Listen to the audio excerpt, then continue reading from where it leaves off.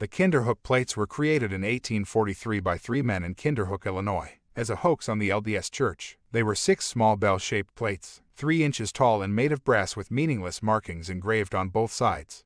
These plates were meant to imitate the gold plates that Joseph Smith had claimed he found in a hill, and translated by the power of God. In 1842, there were around 100 members of the Mormon Church in Kinderhook, Illinois. At the time, the Mormon missionaries were preaching a message that truth would spring up out of the earth, which was a missionary message created by the Mormon apostle Parley Pratt. 2 of Kinderhook's residents, Wilburn Fugate and Robert Wiley, heard this message from Mormon missionaries and decided to prove the prophecy by way of a joke, and play a prank on the church and Joseph Smith. They had a blacksmith named Bridge Whitten create the plates in 1843. Later in 1879, Wilburn Fugate explained how this was done. He said, "Bridge Whitten cut them out of some pieces of copper. Wiley and I made the hieroglyphics by making impressions on beeswax, and filling them with acid and putting it on the plates. When they were finished, we put them together with rust made of nitric acid, old iron and lead, and bound them with a piece of hoop iron, covering them completely with rust." Also in 1879, Wilbur explained, "They are a humbug gotten up by Robert Wiley, Bridge Whitten, and myself. We read in Pratt's prophecy that truth is yet to spring out of the earth. We concluded to prove the prophecy by way of a joke. Bridge Whitten cut them out of some pieces of copper. Wiley and I made the hieroglyphics by making impressions on beeswax, and filling them with acid and putting it on the plates. Our plans worked admirably." On the following morning, quite a number of citizens were there to assist in the search, there being 2 Mormon elders present. The Mormons wanted to take the plates to Joe Smith, but we refused to let them go. Some time afterward, a man assuming the name of Savage, of Quincy, borrowed the plates of Wiley to show to his literary friends there, and took them to Joe Smith. In April 1843, Robert Wiley dug a deep, 10-foot hole in an Indian mound nearby. Then he enlisted the help of others to help him. They dug deeper and found the plates along with some human bones. The plates were exhibited in Kinderhook for a short time before being sent to Joseph Smith to see if he could translate them. There was much excitement and anticipation in the church about the plates and their translation. In the May 1, 1843 edition of the LDS publication The Times and Seasons, it said, "Some pretend to say that Smith, the Mormon leader, has the ability to read them.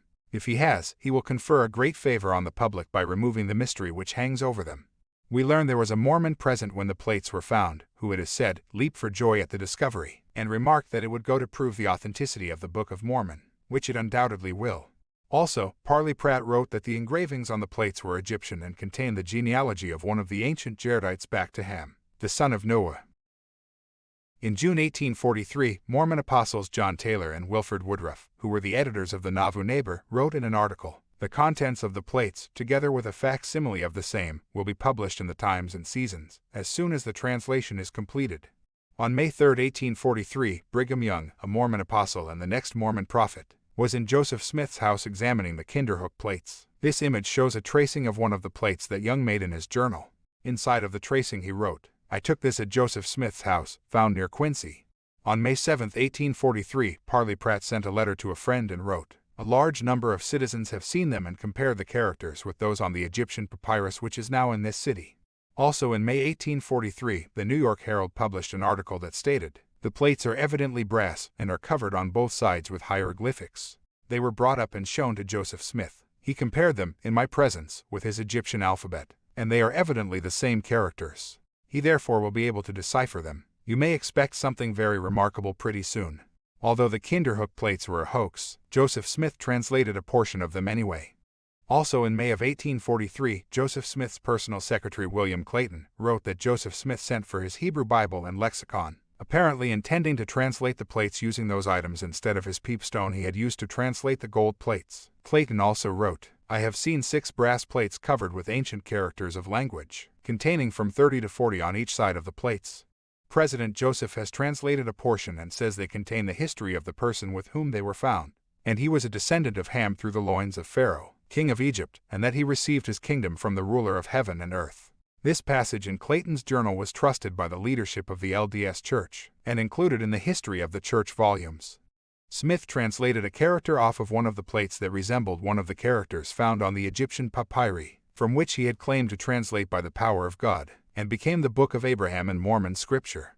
Joseph and his scribes created many documents allegedly by the power of God to translate that Egyptian papyri. However, his translation of that papyri is regarded as nonsense by modern Egyptian scholars.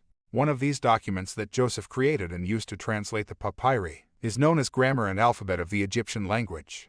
Iorwerth Iden Stephen Edwards was an English Egyptologist and curator, and considered to be a leading expert on the pyramids. He said concerning this document that it is largely a piece of imagination, and lacking in any kind of scientific value. Hugh Nibley, who was a church scholar and professor at Brigham Young University, said, "The grammar and alphabet of the Egyptian language is of no practical value whatever." This document is the lexicon that Joseph referred to when sending for his Hebrew Bible and Lexicon to use for the translation. A character on the Kinderhook plates vaguely resembles a character on Joseph's lexicon. However, the translation on Joseph's lexicon is an incorrect translation of that Egyptian character, as shown here. And none of the characters on the Kinderhook plates are ancient Egyptian characters, because they are meaningless and were only made as a hoax.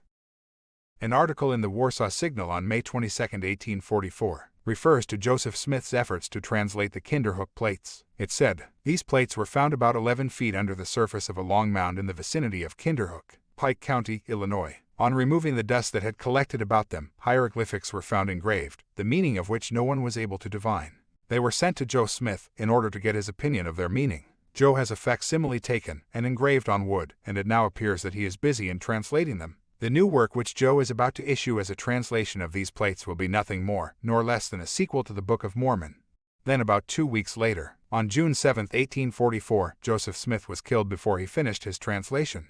However, the LDS Church continued to print facsimiles and information about the Kinderhook plates in their official history of the church volumes, and in the church's Improvement Era magazine in September 1962. Also, some leaders of the church continued to promote the authenticity of the Kinderhook plates in their publications, such as Mormon apostle Mark E. Peterson, who said in his book, "Those gold plates. There are the Kinderhook plates too, found in America and now in the possession of the Chicago Historical Society." Controversy has surrounded these plates and their engravings, but most experts agree they are of ancient vintage. One of the original plates did surface in 1920 in the possession of the Chicago History Museum, but it was not examined until 1966, when Brigham Young University examined the plate and found that it matched facsimiles, but the question of whether the plate was one of the originals still existed.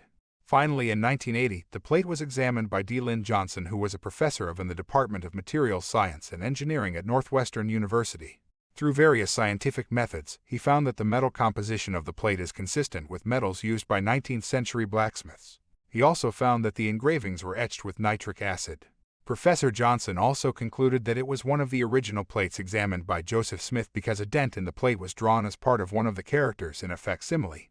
This confirms Fugate's 1879 explanation of how the plates were made. Then in 1981, shortly after Dr. Johnson's research, the LDS Church agreed that the plates are a hoax and publicly stated, "There is no evidence that the prophet Joseph Smith ever took up the matter with the Lord, as he did when working with the Book of Mormon and the Book of Abraham." However, it is evident that Joseph Smith did translate a portion of the fake Kinderhook plates using his incorrect grammar and Egyptian alphabet document, which was originally created while writing the Book of Abraham.